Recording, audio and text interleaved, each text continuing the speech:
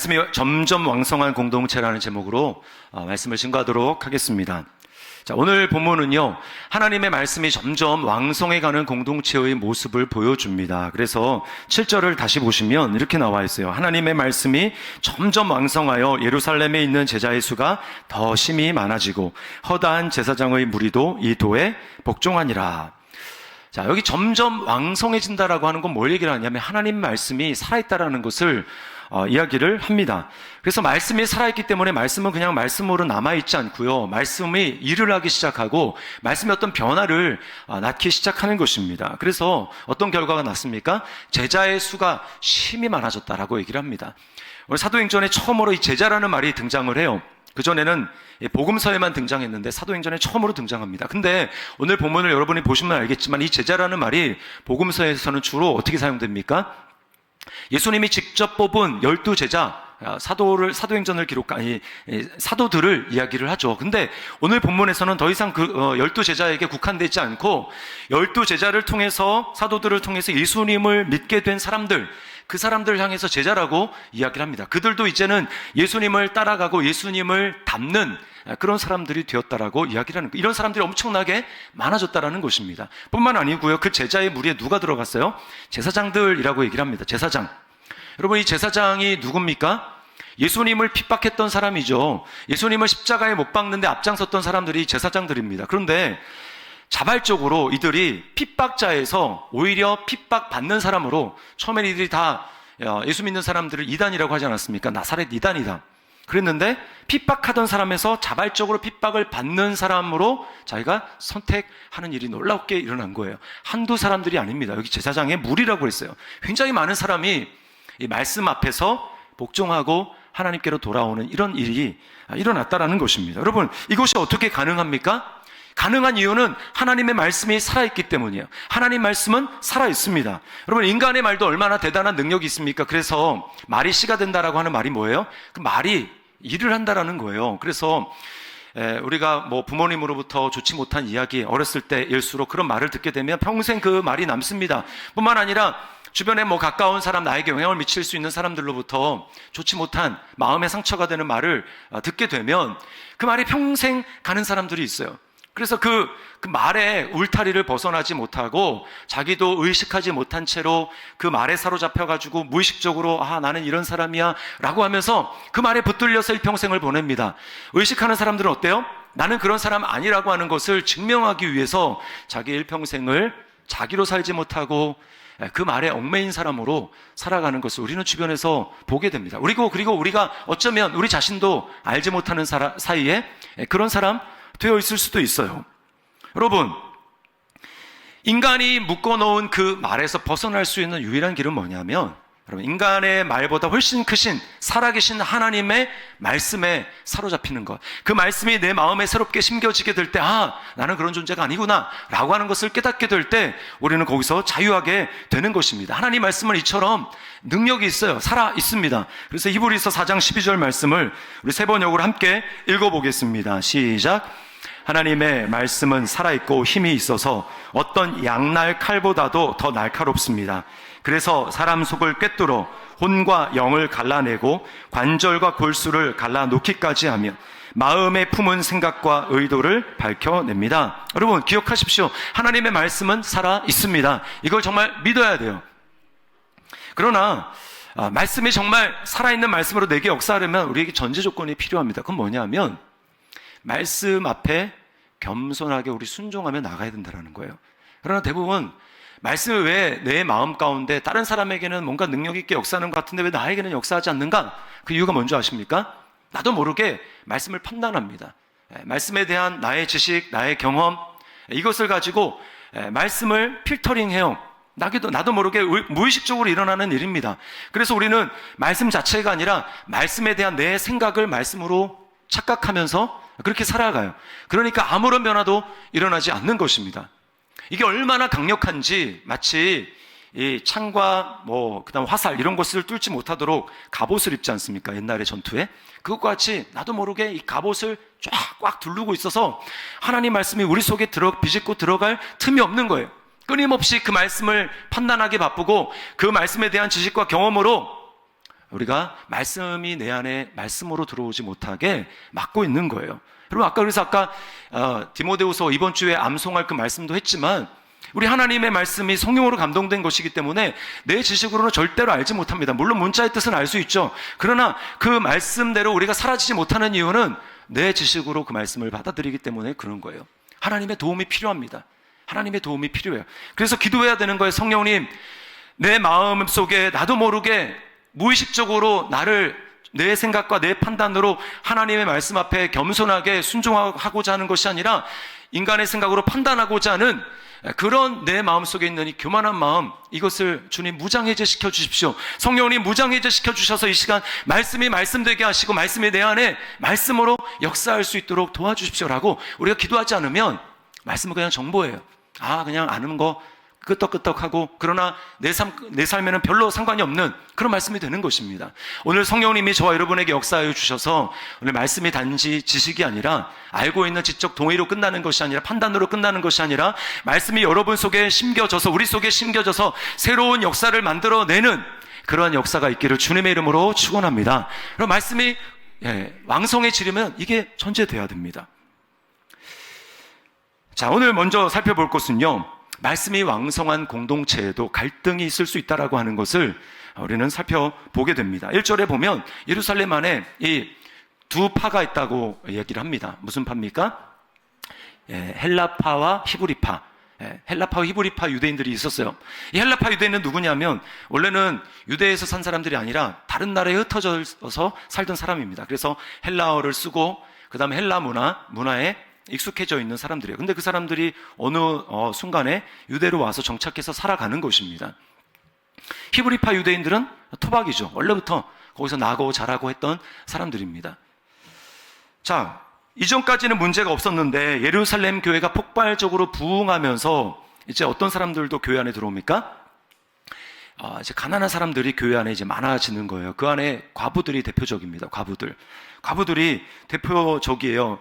근데 교회 안에 어떤 일이 있었습니까? 우리가 좀 이때까지 살펴봤지만 하나님의 은혜를 정말 경험한 사람들이 공동체의 필요를 보고 엄청나게 많아지는 성도들 필요들을 보면서 자기 재산을 팝니다. 자기 재산의 일부를 팔아서 교회에 이제 헌금하는 거예요. 부동산을 팔기도 하고 밭을 팔기도 하고 이렇게 해가지고 헌금을 합니다. 그러면 교회에서는 그 들어온 헌금들을 어떻게 합니까? 이 가난한 사람들에게 이제 이렇게 지급하는 거예요. 자, 그런데 이 와중에 어떤 일이 있었냐 하면 이 헬라파 유대인들에 속한 과부들 있잖아요. 그 과부들이 히브리파 유대인들에 속한 과부들에 있어서 과부들보다 상대적으로 이 어려운 이제 구제비를 받는 이 부분에 있어서 우선순위에서 여러 가지 이유로 좀 밀리는 일들이 있었던 것 같습니다. 그러자 이제 원망이 이제 나오는 거죠. 충분히 이해할 만하지 않습니까? 근데 여기 이 원망이라는 단어는 어디에 해당되는 말이냐면 이스라엘 백성들 광야 생활을 하던 이스라엘 백성들에게 묘사할 때 쓰던 말이 이 원망이라고 하는 똑같은 단어입니다. 그들이 우리 원망한 거 알잖아요. 무슨 원망을 했습니까? 하나님의 은혜로 맨 처음에는 구원받은 거, 노예 생활하던 그 이집트에서 벗어난 것이 얼마나 감사했습니까? 근데 이제 광야로 들어가자마자 그들이 원망하기 시작합니다. 만나를 내려줬음에도 이번에는 고기가 없지 않느냐. 우리가 애굽에서는 종살이를 했지만 그래도 고기는 먹었는데 여기는 고기를 먹을 수가 없다라고 하면서 그들이 원망했어요. 그때 썼던 말이 원망입니다. 그런가 하면 사실 마음에 안 드는 거죠. 모세와 아론의 그 리더십에 대해 가지고 왜 우리가 다 하나님의 백성인데 니네만 이렇게 높이고 니네만 가까이에서 제사 드리는 그런 일을 너네만 섬기느냐, 이렇게 하면서 리더십에 대해서 도전을 하고 그렇게 하면서 원망합니다. 이 일이 지금 이 공동체 안에서 이 원망이라는 단어로 지금 설명하고 있는 거예요. 여러분, 성경에서는 이 원망하는 일에 대해서 공동체에서 명확한 기준을 가지고 있습니다. 뭐라고 하냐면요, 베드로전서 4장 9절 말씀을 우리 함께 읽어보겠습니다. 시작. 서로 대접하기를 원망 없이 하고. 대접하기를 원망 없이 하라. 이 말은 뭐예요?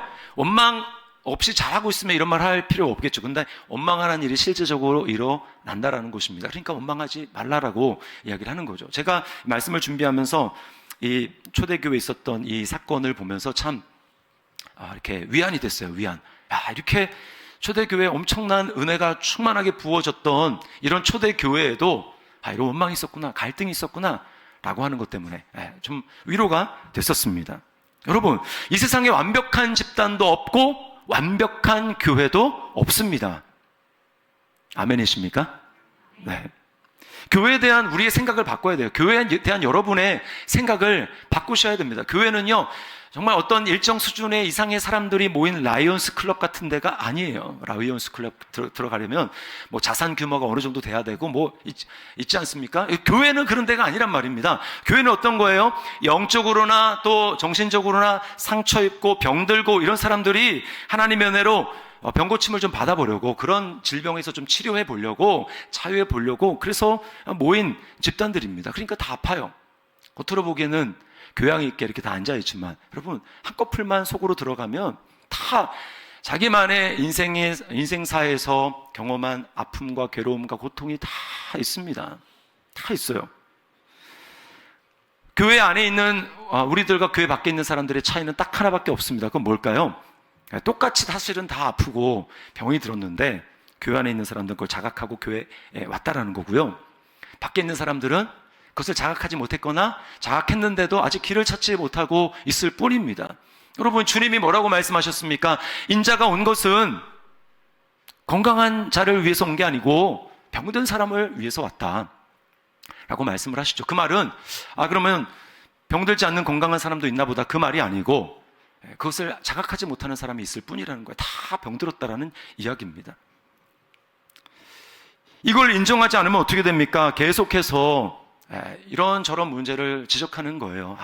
저 사람 왜 저러냐, 이 교회는 왜 이러냐 라고 하면서 원망하고 불평하면서, 그러나 정작 자신은 거기서 쏙 빠지는 겁니다. 자신에게도 문제가 있는데 남의 지적을 하면서 자신은 마치 문제가 없는 것처럼, 그래서 여기는 좀 수준이 나랑 안 맞는 것 같아 라고 하면서 수준 맞는 데를 찾아다니는 거예요.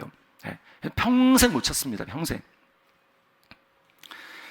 여러분, 뭘 못 보고 있는 것입니까? 자기도 아프다라는 것을 못 보고 있는 거예요. 저와 여러분이 하나님 앞에서 내가 아프구나, 참 부족함이 많은 존재구나 라고 하는 것을 시간이 지나면 지날수록 더 깊이 알고 깨닫는 은혜가 있기를 주님의 이름으로 축원합니다. 이게 진짜 은혜예요. 그럴 때 하나님의 은혜를 경험할 수 있습니다. 옆에 함께 예배하시는 분들 한번 보세요. 그윽한 눈빛으로 또 바라보십시오. 저를 보지 마시고 옆을 바라보시라니까요.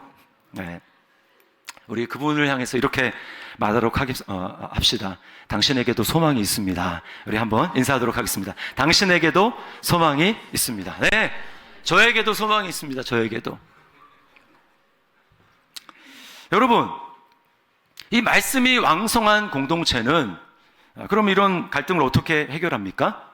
말씀이 왕성한 공동체는 성숙한 리더십을 세움으로 이런 문제를 해결합니다. 자, 2절을 다시 한번 우리 같이 한번 읽어보겠습니다. 12사도가 모든 제자를 불러 이르되 우리가 하나님의 말씀을 제쳐놓고 접대를 일삼는 것이 마땅하지 아니하니. 자, 최초의 교회사에서 최초의 공동의회가 열립니다. 모든 사람들을 다 모았어요. 여기 보면 접대를 일삼는 것이라고 나오는데, 이 접대라는 마을이 나오는데요. 거기에 이제 난회주에 보시면 각 주에 뭐라고 되어 있습니까? 재정출납 이렇게 되어 있어요. 접대라는 게 뭐냐면 재정출납이라는 것입니다. 이게 대부분 이 재정출납이 뭐에 관련된 거예요? 아까도 말씀드렸지만 이 구제에 관련된 거였어요. 구제. 처음에는 이 일을 사도들이 했었습니다. 그 사람들이 몇 명 안 될 때는 12명이니까 충분히 감당하죠. 근데 이제 우리가 살펴봤지만 막 3,000명, 5,000명, 그리고 막 계속해서 사람들이 교회 안으로 들어오는 일들이 있었단 말입니다. 그러다 보니까 이제 이렇게 빨리빨리 대처가 안 되는 거예요. 사람이 워낙 많아지니까. 그래서 감당하기 어려운 지경에 처하자 이제 비로소 이 일들을 전담해서 세울 그런 일꾼들을 선발하게 됩니다. 그 공동체에서 이제 그런 사람들을 선출하는 거예요. 선출해서 6절에 보니까 사도들이 안수했다고 합니다. 공동체에서 그 일을 전담할 수 있는 일꾼들을 세우고 그들에게 안수했어요. 그래서 여러분, 교회 역사에서 이제 안수 집사님들이 처음 생기게 된 겁니다. 7명의 안수 집사님들이 세워지게 됐어요. 여러분, 여기서 우리는 중요한 논리를 보게 되는데, 그게 뭐냐면 교회의 공동체는 은혜로 사람이 성장할 뿐만 아니라 성장한 사람들이 사역을 감당하는 공동체라는 것입니다. 모든 성도들이 사역자가 되어야 되는 거예요. 여러분, 목사는 사역자고 여러분은 그냥 성도가 아닙니다. 그 말 자체가 잘못됐어요. 목사는요, 말씀 사역을 주로 하는 성도고 제자고, 여러분은 다른 사역을 주로 하는 성도요, 제자입니다. 저도 성도예요. 저도 제자고, 여러분도 성도고, 여러분도 제자입니다. 섬기는 영역이 다를 뿐이에요. 교회가 무엇입니까? 여러분, 우리가 지금 이 예배당 안에 앉아서 예배를 드리는데, 교회는요, 예배당이 아니에요. 교회는 이 건물도 아니고, 그런 게 아닙니다. 그럼 교회는 뭡니까? 교회는 예수님의 몸이에요. 예수님의 몸.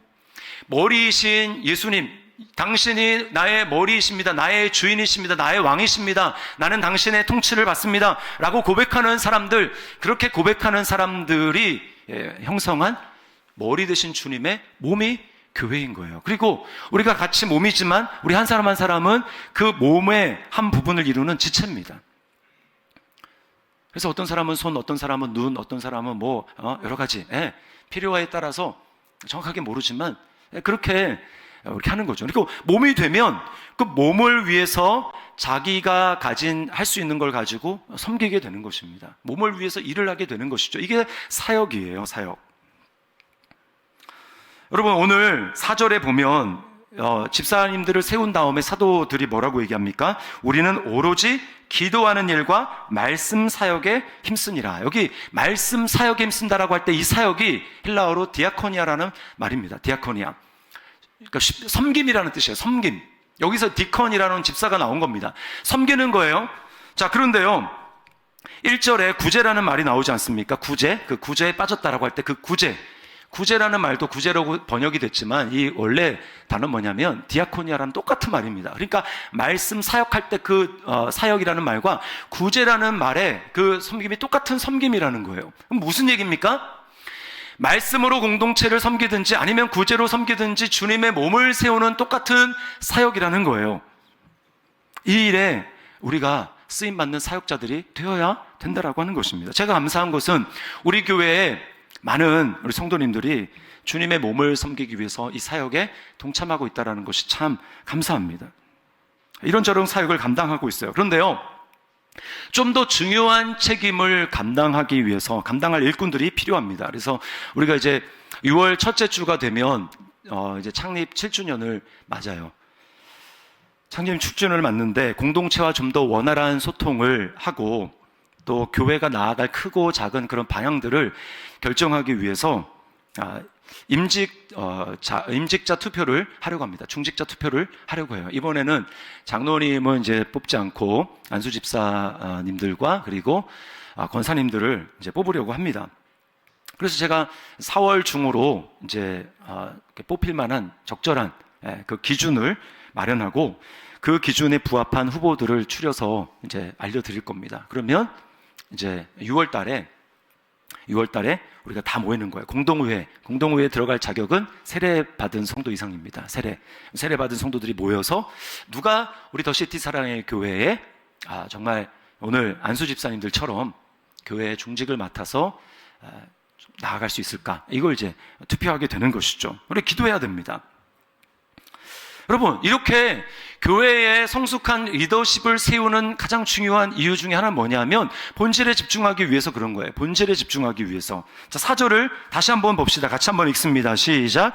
우리는 오로지 기도하는 일과 말씀 사역에 힘쓰리라 하니. 사도들이 기도하고 말씀 사역에 우리가 힘쓰겠다, 거기에 올인하겠다라고 말한 것은 구제 사역이 중요하지 않아서 그렇게 한다라는 뜻이 아닙니다.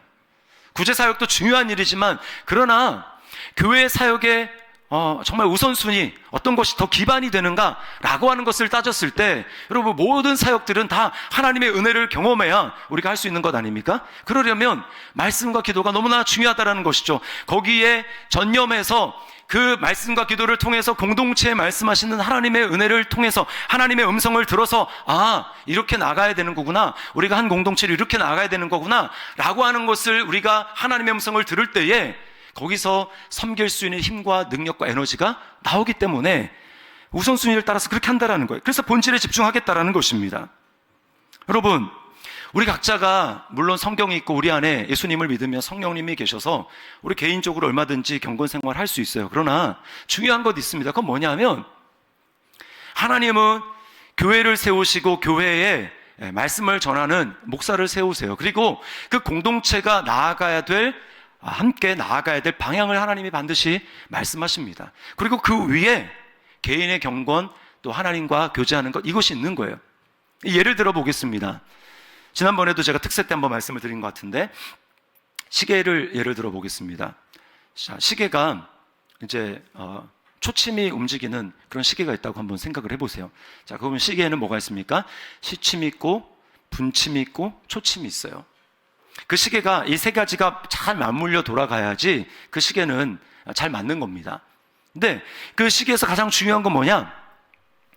시침인데요. 시침은 뭐냐? 교회의 머리가 되시는 예수 그리스도입니다. 그래서 교회에 속한 모든 몸은 다 그 머리 되신 예수님께 집중을 해야 돼요. 그 주님께 집중을 하고 그분을 바라보아야 합니다. 그리고 그 예수님 다음에 이제 분침은 뭐냐? 분침은 교회예요. 교회. 그래서 교회를 통해서, 공동체를 통해서 하나님이 주시는 하나님의 방향과 음성, 메시지, 그거를 들어야 합니다. 목사를 통해서 말씀하는 거예요. 그리고 마지막 시침이 있습니다. 예수 그리스도, 교회, 그리고 내 삶을 말씀을 통해서 매일매일 이 두 가지 방향에 맞추어서 살아갈 때 비로소 우리는 하나님의 세밀한 인도하심과 바른 인도하심을 경험할 수 있어요. 그런데 오늘날 왜 이것들이 점점 하나님의 인도하심을 잘 경험할 수 없느냐? 이 두 가지가 힘해지기 때문입니다. 그냥 초침만 있어, 초침만. 자기 스스로 말씀 읽고 자기 스스로 기도하고 나름 또 주님도 사랑한다고 얘기를 합니다. 그러나 중요한 건 뭐예요? 초점을 맞춰야 될 걸 잊어버렸어요. 예수 그리스도께 초점을 맞춰야 되고, 그리고 강단을 통해서 선포되는 공동체를 통해서 주시는 그 말씀을 받아야 되는데 공동체를 건너뛰는 겁니다. 별로 중요하게 생각하지 않는 거예요. 그러다 보니까 하나님의 인도하심이 명확하지 않은 거죠. 여러분, 역사를 보십시오. 부흥의 시기를 보십시오. 언제 교회가 부흥했습니까? 강단에서 말씀이 힘있게 선포될 때 교회가 부흥했어요. 반면에 말씀에서 강단이 힘있게 선포되지 못하고, 강단에서 말씀이 힘있게 선포되지 못하고, 또 성도들도 그 말씀에 대한 기대가 별로 없을 때, 말씀을 말씀으로 여기지 않을 때 교회가 쇠퇴하는 것입니다. 여러분, 요즘에 이제 저는 이렇게 목회자들 만나면 교회가 이제 다양한 방식으로 개척되는 교회들을 보게 됩니다. 우리 교회처럼요, 이렇게 잘 갖추고 시작하는 교회가 쉽지가 않아요. 처음 시작하는 교회에서. 우리처럼 이렇게 지원을 어느 정도 받아가지고, 예배당 임대하고, 또 인테리어하고, 이렇게 시작하기가 쉽지가 않습니다. 그러다 보니까 이제 아무것도 없잖아요. 근데 교회는 개척해야 되고. 그러니까 여러 가지 방법을 생각하는데, 그 중에 하나가 예를 들면, 이제, 목사님들이 이제 이렇게 바리스타 자격증을 따가지고 카페로 시작을 하는 겁니다. 그래서 주중에는 카페를 운영하고 그 공간을 이제 주일날, 예배 장소로 사용하게 되는 거예요. 장점도 참 많이 있습니다. 어떤 장점이 있습니까? 그 공간에 여러 사람들이 이제 많이 찾아오니까 사람들을 접촉하고 복음을 전하고 할 수 있는 이제 중요한 매개체가 되죠. 접촉점이 됩니다. 또 처음에 시작할 때 이제 얼마나 교회 재정이 많겠어요. 그러니까 그걸 통해 가지고 이제 재정적인 것도 좀 이렇게 서포트 될 수 있고 그런 장점이 있죠. 근데 이제 문제는 뭐냐면 그렇게 그 시간을 빨리 좀 지나가면 좋은데 그렇지 못할 경우에 어떻게 됩니까? 점점 처음에 생각했던 것과 다르게 말씀과 기도와 또 목회에 전념하지 못하는 그런 일이 생기는 거예요. 이제 극한 직업인가 그 영화 보신 분이 있는지 모르겠는데 많이 보셨죠? 거기 보면 이것은 치킨인가 무슨 뭔가 이렇게 나오잖아요. 그 처음에는 치킨을 하려고 한 게 아니에요. 처음에는 수사를 위해서 그 일을 시작한 거죠. 수사에 도움이 되도록 하려고. 근데 어떻습니까? 나중에 하다 보면 이제 이게 지금 우리 정체성을 잃어버리는 거예요. 우리 지금 뭘 하고 있는 거지? 그런 일이 얼마든지 있을 수 있다라는 거예요. 그러므로 여러분, 목회자가 말씀과 기도에 집중을 해서 하나님이 공동체 하시는 그런 말씀을 선포할 수 있도록 하는 것, 그런 환경이 마련되는 것은 매우 중요합니다. 저는 그런 면에서 하나님 앞에 참 감사해요. 말씀과 기도에 집중할 수 있도록 또 그런 것이 배려받고 할 수 있는 그런 환경이 된 것에 대해서 하나님 앞에 참 감사합니다. 그런데요, 여러분, 이 본질에 집중하는 것은 목회자의 문제만이 아니라는 거예요.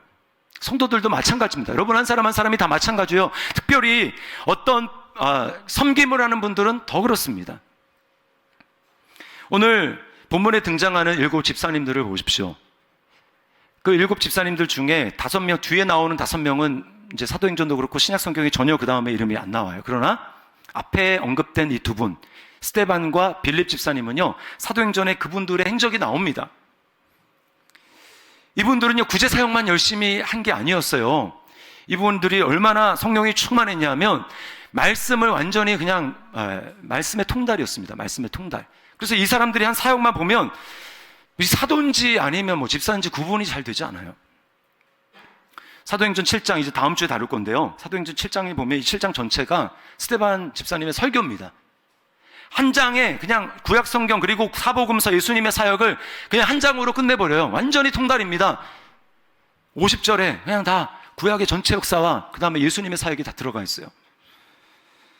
하나님 나라 관점에서 정말 뭐가 중요하고 핵심인지를 꿰뚫고 있습니다.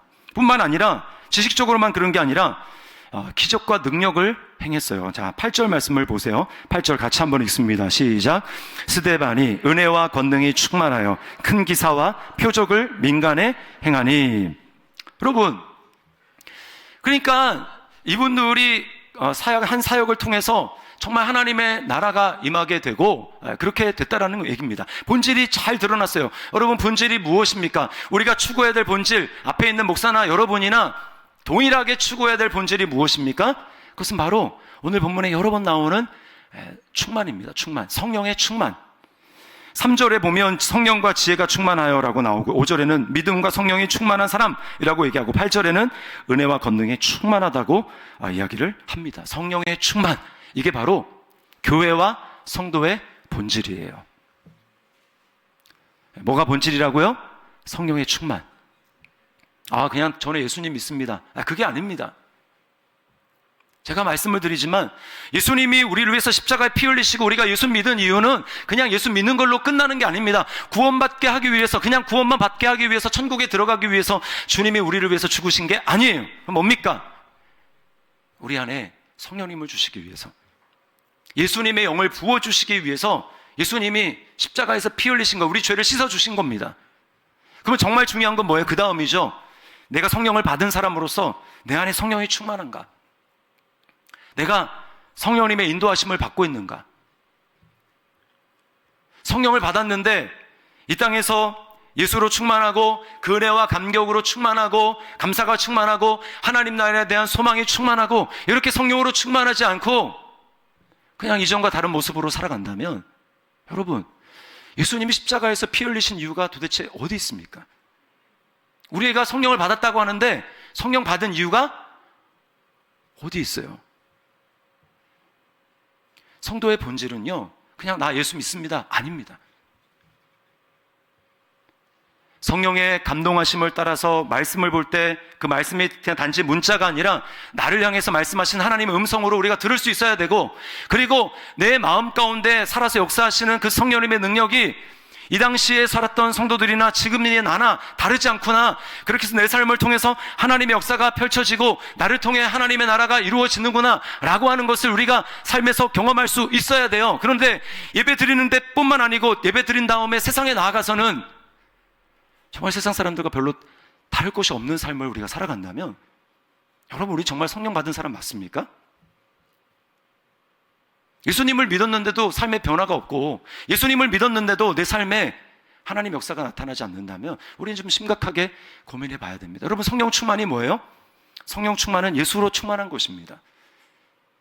성령님은 예수님의 영이에요. 성령님은 그리스도의 영입니다. 그래서 성령으로 충만하다는 것은 내 안에 예수님으로 충만하다는 거예요. 예수님도 보혜사고 성령님도 또 다른 보혜사입니다. 성령님은 예수님과 인격이 똑같으신 분이에요. 성품이 똑같은 분이십니다. 그래서 성령으로 충만하게 될 때 우리에게 어떤 일이 일어납니까? 정말 하나님의 은혜에 대해서 막 감격하는 거예요. 그러나 세상을 보십시오. 이제 수요일 날 우리가 선거 여러분 다 꼭 하십시오. 반드시 선거를 하시는데 세상을 보십시오. 세상에도 똑같은 리더들이 세워지지 않습니까? 그러나 그들은 무슨 성령 믿지 않기 때문에 당연히 그렇지만 그들은 뭐가 충만합니까? 자기가 충만해요. 자기가. 그래서 여러분 다 브로셔 같은 거 받으셨잖아요. 후보들 뭡니까? 다 자기 자랑하느라 바쁘죠. 나를 뽑아야 됩니다. 내가 저 사람들보다 훨씬 탁월합니다. 나를 뽑아야 동탄이 미래가 밝아집니다. 뭐 이렇게 다 어필하고 있지 않습니까? 다 자기 자랑, 자기 공로, 이거 다 자기 높이는 거죠. 그러나 여러분 성령으로 충만한 건 뭡니까? 내 안에 예수로 충만하다라는 건 뭐예요? 자기 자랑이 없어지는 겁니다. 아무리 내가 주님을 위해서 무슨 일을 많이 했다 할지라도 뭐 창립부터 지금까지 아니면 예수 믿음부터 지금까지 내가 정말 하나님 나라를 위해서 선교를 위해서 얼마나 많은 또 헌금을 하고 또 많은 헌신을 하고 했는지 모르겠지만 그렇게 아무리 했다 할지라도 그것이 우리의 자랑이 될 수 없어요. 왜 그렇습니까? 우리는 은혜로 구원받았기 때문입니다. 내가 가진 어떤 것으로도 우리는 하나님께 용납받지 못해요. 오직 주님이 피를 흘리신 그 보혈의 공로를 통해서만 우리가 구원을 받았습니다. 여러분 우리가 하나님 앞에 뭘 내세울 수 있겠어요? 하나님 앞에 나는 떳떳합니다 이렇게 얘기할 수 있는 사람 우리 가운데 한 사람도 없습니다. 주님 앞에 섰는데 마지막 때에 하나님 나라 모든 사람 앞에 스크린이 펼쳐지고 그 스크린에 내가 태어날 때부터 죽을 때까지 살았던 그 모든 내 삶의 행동들 그리고 내가 했던 말들 내 마음속에서 했던 그런 생각들이 여러분 다 영화로 만약에 펼쳐진다고 하면 여러분 어떨 것 같습니까? 그때에도 나는 당당합니다 라고 하나님 앞에 얘기할 수 있겠습니까? 우리 그럴 수 있는 사람 아무도 없습니다. 아무도 없어요. 아무도. 고개를 푹 숙이고 하나님의 처분에 제가 맡기겠습니다 이렇게 말할 수밖에 없죠.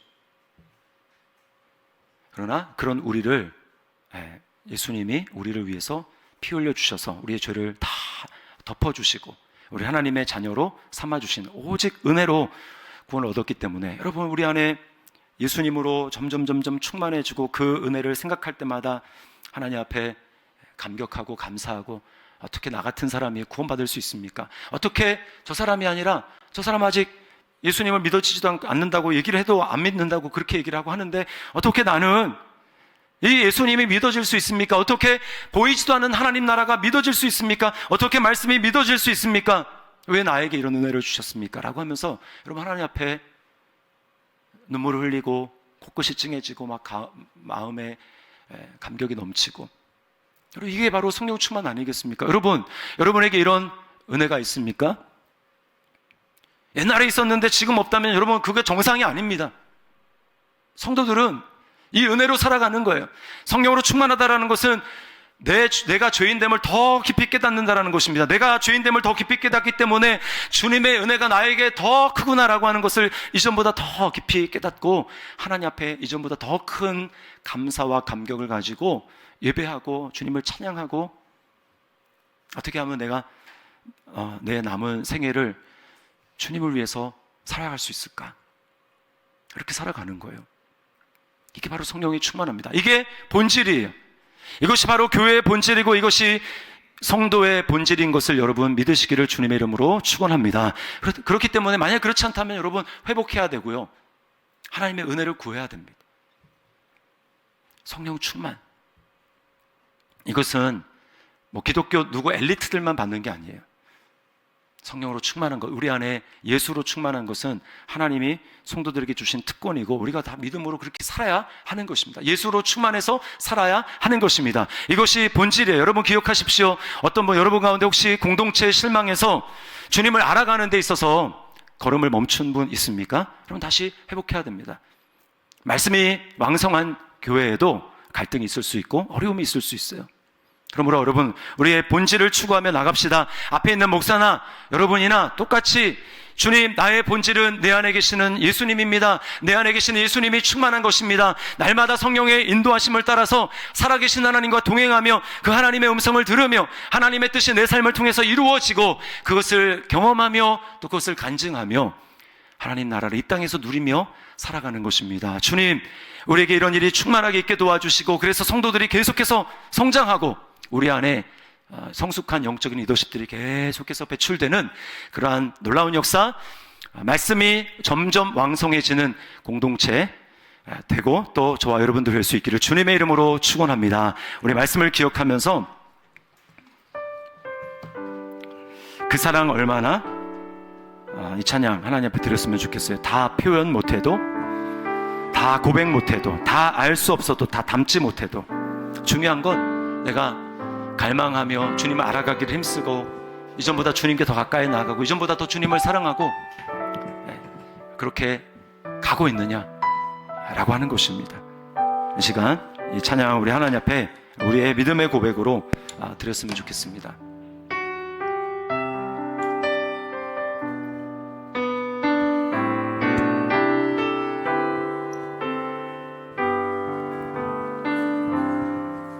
다 표현 못해도 나 표현하리라.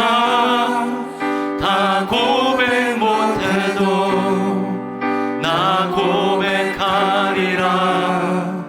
다 알 수 없어도 나 알아가리라. 다 담지 못해도 나 닮아가리라.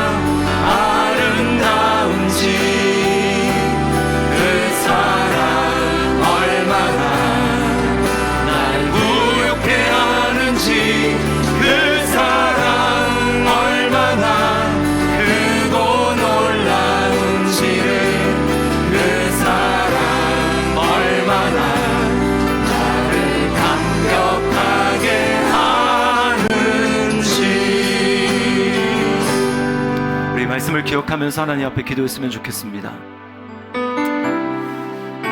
여러분, 혹시 공동체에 이런저런 부족한 모습 때문에 실망하고 낙심해서 그것이 주님과의 관계도 영향을 미쳐서 본질을 붙들며 주님께 계속해서 나아가고 주님을 알아가고 주님께 더 가까이 나아가고 이러기를 혹시 멈춘 분이 계십니까? 완벽한 공동체가 없습니다. 오늘 예루살렘 공동체에도 갈등이 있었던 것처럼 완벽한 공동체는 없어요.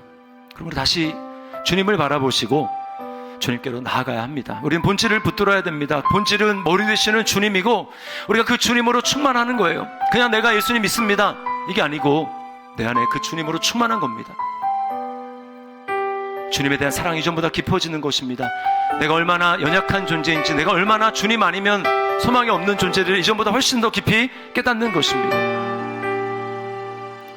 주님, 제가 그 주님을 더 깊이 알아갈 수 있도록 인도하여 주시고 그 주님의 은혜에 사로잡힌 바 될 수 있도록 주님이 인도하여 주시옵소서. 주님, 우리 더 시티 사랑의 교회 말씀이 힘있게 전파되는, 힘있게 선포되는 그러한 교회의 공동체가 되게 도와주시고 우리 안에 영적인 성장이 계속해서 일어나 그 말씀을 통해 성숙한 사역자들, 성숙한 리더십들이 계속해서 배출되는 은혜가 있도록 역사해 달라고 기도하고요. 또 우리 더 시티 사랑이 이제 곧 있을 임직 투표 가운데 하나님께서 은혜를 베풀어 달라고 우리 기도했으면 좋겠습니다. 우리 시간에 같이 한번 한 목소리로 합심해서 우리 기도하며 나가겠습니다. 기도하시겠습니다.